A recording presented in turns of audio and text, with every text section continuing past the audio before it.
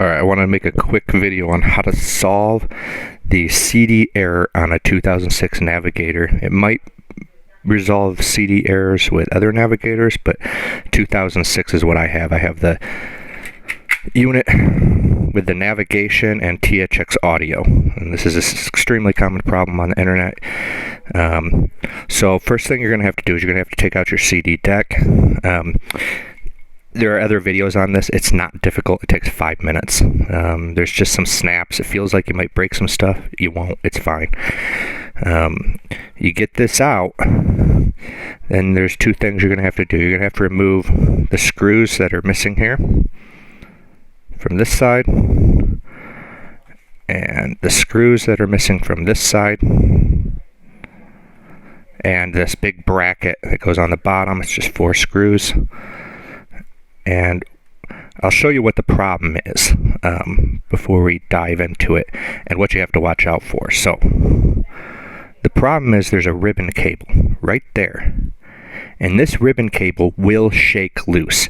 So I took this ribbon cable, I found it was loose, I plugged it back in, and my stereo worked great for like 2 weeks, and then it shook free again. Oh look, there's a little spider been living in my car. And I don't know if it's just I play the bass kind of loud. It's got pretty big bass speakers in here. That ribbon cable shook loose again.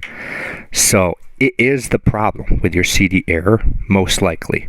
Now, to get to it, to put it back in, you have to take the side thing off.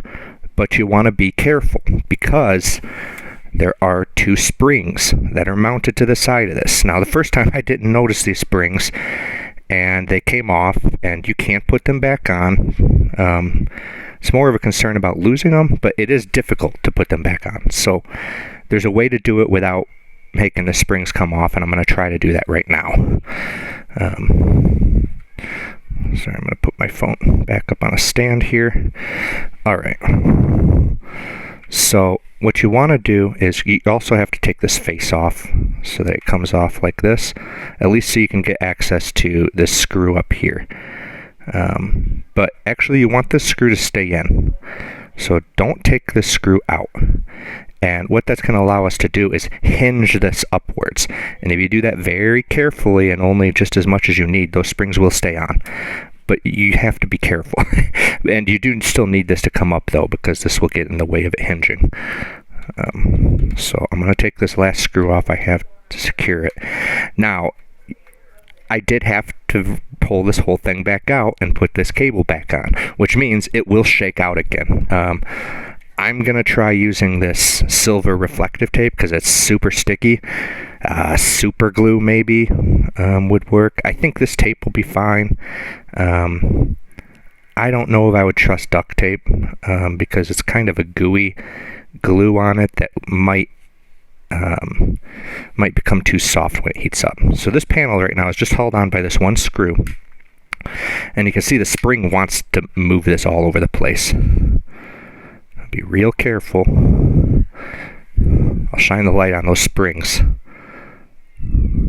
So those springs are just barely on there right now. You have to be careful. Now, this clip right here, you have to pull. You pull these 2 little latches down right here. I'm doing this all kind of difficult to do with you don't have your hands free. I don't have this great maneuverability when I'm operating a camera. So this little brown clip pulls downward, and then this cable should come out freely. And it helps if you can have this whole thing kind of pull out like this, because then you can push this cable from underneath, and your cable might be completely out. My cable was completely out the first time. The second time, it was only halfway out.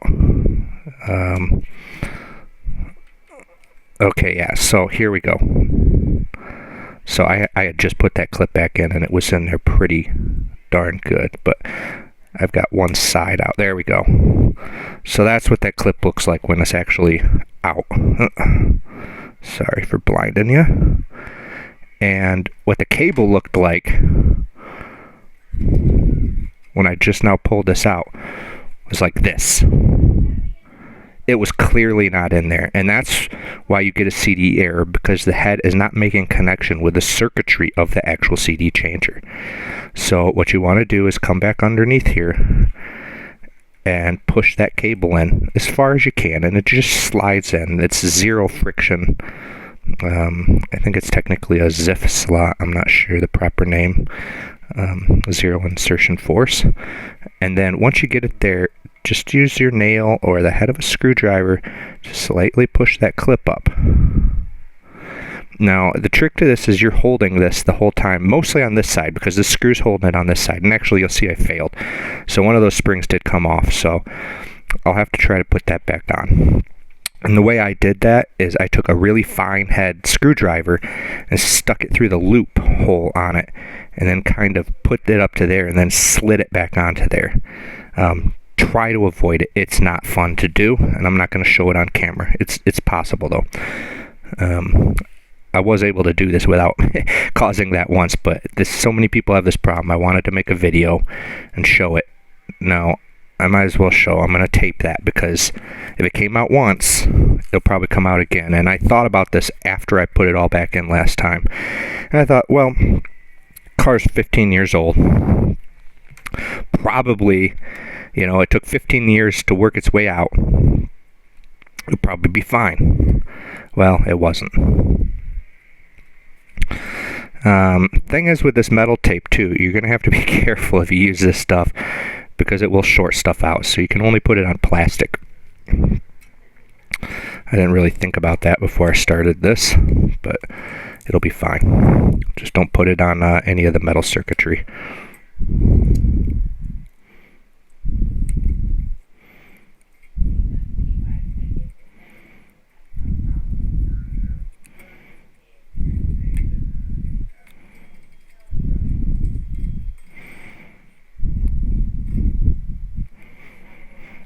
Okay, I've got it on there, and I'm going to put a little bit down here too to kind of, I don't know, I'm trying to do what I can. I don't want to have to take this thing back out again. It's not that difficult, but there are other things I'd rather be doing on my Sunday, you know what I mean? And another place maybe would be a good place to just put it right down here so that this ribbon cable doesn't move as much down here. Sorry, I know you can't see what I'm doing.